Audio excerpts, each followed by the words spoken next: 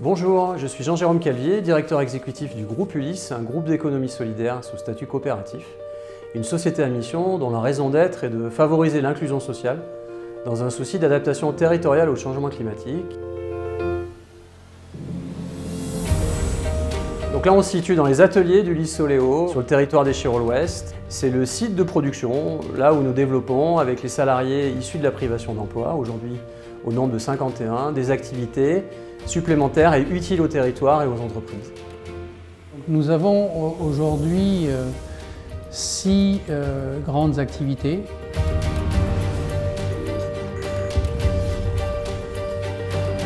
On est complètement dans l'économie sociale et solidaire et on démontre aussi que l'on peut protéger la planète et qu'on peut travailler sur des pans de l'économie circulaire.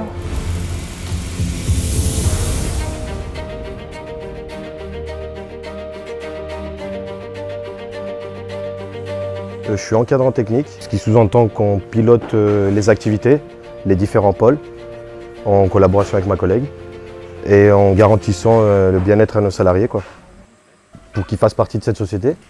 Donc grâce à cette BE, ils ont un CDI, donc ils peuvent louer un appartement, accéder plus facilement à un crédit, faire des projets, vivre tout simplement. Bonjour, je m'appelle Salia, je travaille à Ulysse Soléo depuis janvier 2023, agent d'accueil où je gère les appels téléphoniques, je réalise des devis, je reçois des fois des colis au niveau de l'accueil. Moi je suis au jeu et jouet dans la revalorisation. L'activité c'est en fait de donner une seconde vie aux jeux et jouets, plutôt qu'il de finir dans une déchetterie. Donc nous on récupère, on fait des collectes un petit peu de partout. On récupère ici, on y ramène, on a tout un process, sachant qu'on est quand même labellisé éco-maison, ce qui est important, je crois que dans la région on est les seuls d'ailleurs. Et donc après on a 2 points de contrôle, le contrôle final ça finit là-bas au fond, et après c'est emballé. Là en fait vous êtes à la boutique de Ulysse Soléo, boutique de jeux jouets. On établit des prix solidaires en fait, des prix vraiment moins chers par rapport aux boutiques, voilà. Ça donne une deuxième vie au jeu en fait.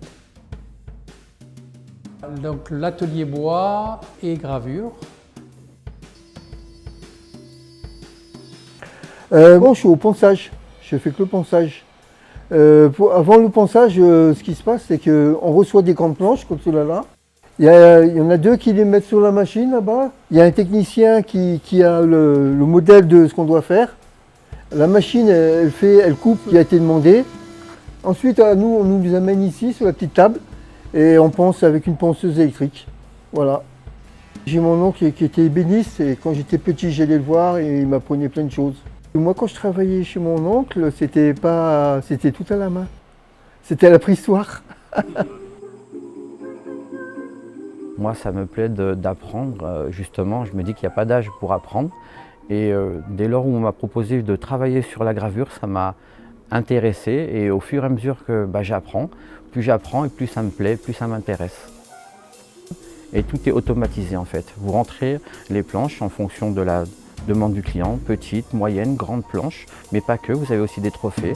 On grave aussi sur du plastique, du verre. L'atelier blanchisserie, donc une activité pour laquelle nous sommes très fiers. Nous avons investi grâce à des dons de financeurs dans des machines à laver industrielles, des séchoirs industriels, voire même une calandreuse. Je m'appelle Anne Integar et je travaille ici depuis décembre 2025. L'activité en blanchisserie, on trie tout ce qui est le linge par couleur et matière. Après, on le lave, on le sèche, on fait du repassage. Donc, on se sert aussi d'une calandreuse pour le repassage. Pour les clients, on a 13 clients, dont linge de travail, la conciergerie et l'accueil d'urgence. Ouais. Les premiers jours, j'ai touché tous les pôles. J'ai touché le pôle blanchisserie, bois, je jouais et tout. Et là, tous les pôles en fait. J'ai essayé un jour. Et la couture. Et là, la couture, je suis restée là. L'atelier couture donc, est un des ateliers phares de nos activités. Nous avons investi pour nos couturières des moyens industriels. On fait les retouches pour les habitants, pour les entreprises et pour les structures aussi solidaires.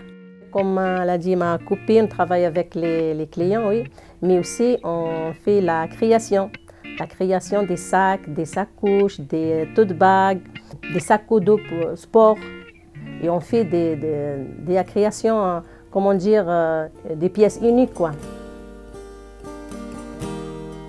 La richesse de travailler dans le monde de l'inclusion, on va dire de l'insertion, quand bien même les salariés de l'entreprise à but d'emploi sont en CDI, c'est vraiment cette richesse humaine et de mettre en valeur les compétences, les savoir-faire, toute la dynamique et la motivation de ces personnes qui préalablement étaient des personnes qui étaient invisibilisées par la société, voilà, qui étaient finalement exclues du monde du travail.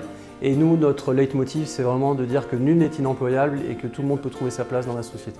Ça me valorise, quoi, ça, mais ça veut dire que parce qu'on a été quand même privé d'emploi pendant des années, pour la plupart d'entre nous, et c'est vrai que de pouvoir faire une activité en plus qu'on aime, ça remotive, ça montre qu'on sert encore à quelque chose. Et je me suis dit, vas-y, pour découvrir en fait, on va faire quoi, autre chose, pour sortir de chez moi, pour changer et pour peut-être améliorer. C'est tellement bien que je devais être à la retraite au mois de novembre et je l'ai carrément refusé, parce qu'ici on est mieux. Je suis le responsable de moi-même, chez moi, dans ma tête, et la personne que j'aime. J'ai gagné BS moins et je suis très content. Ça m'a apporté une meilleure vie, pour moi et ma fille déjà, c'est la première des choses.